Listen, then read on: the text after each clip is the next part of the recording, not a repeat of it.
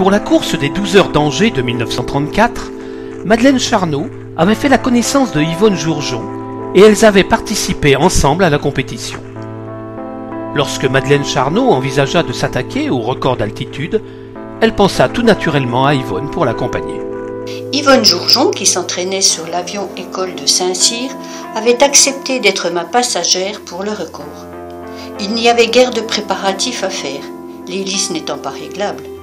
J'étais novice pour ce genre de tentative et je ne savais pas encore que l'aviation, ou plutôt la réussite dans l'aviation, est une longue patience.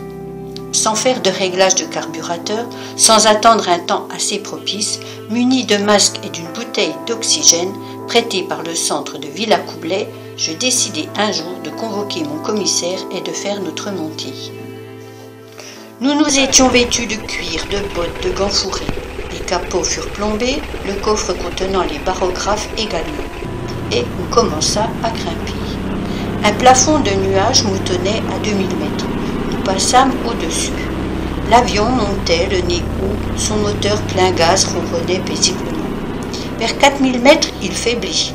Il faisait froid. En dessous, la terre n'apparaissait plus, masquée par la nappe floconneuse. J'ouvris la bouteille d'oxygène entre 4 et 5000. Nous montâmes lentement, puis plus lentement encore. L'avion devenait mou et flottait, ne répondant guère aux commandes.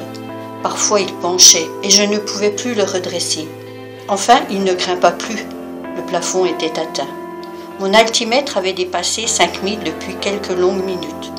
Yvonne et moi échangeâmes un regard. Je repoussai la manette des gaz et nous piquâmes vers la couche de nuages en dessous de nous. Un petit quart d'heure après, nous étions au sol, à nous dépouiller de nos jerseys et de nos cuirs. Les barographes exhumés du coffre arrière étaient recueillis par notre commissaire, M. Beaubois.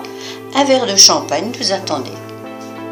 J'avais espéré mieux du 1000. 5000 tout juste, disaient à vue les barographes, et la commission devait, après examen, nous ratisser 15 mètres. Le record masculin de la catégorie était 6800. La marge était grande.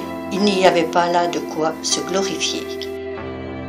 Elle fit son possible pour qu'on ne parlât pas trop de ce modeste record, et elle entreprit de s'y attaquer de nouveau avec plus de professionnalisme. Elle se rapprocha d'Arnoux pour lui emprunter son Farman 357, le Fox Alpha Mike Golf uniforme, l'un des 4 construits dans le but de battre des records. Après un entraînement assez long, en raison des difficultés qu'il y avait à maîtriser convenablement l'appareil, elle fut prête. Dans la période, Hélène Boucher avait perdu la vie dans l'accident de son Rafale, et cela avait beaucoup marqué les esprits. Lorsqu'elle vint voir Yvonne Jourgeon, avec qui elle pensait faire le vol, Gaudin, le chef pilote de Saint-Cyr et instructeur d'Yvonne, s'inquiéta des assurances et de l'intérêt qu'il y avait pour son élève de faire des vols qui ne lui rapportaient aucune notoriété. Puis, Yvonne lui expliqua qu'elle ne voulait plus faire de vol en simple passagère, qu'elle voulait être active. Pour accéder à sa demande, il aurait fallu la lâcher à son tour sur l'avion, ça aurait été trop long. Madeleine Charnot décida de changer de partenaire et c'est ainsi que c'est avec Edith Clark qu'elle monte le 29 janvier 1935 à 6115 mètres. Nouveau record féminin d'altitude pour appareil biplace entre 280 et 560 kg sans avitaillement en vol, à près de 700 mètres du record masculin du moment tenu par Arnoux.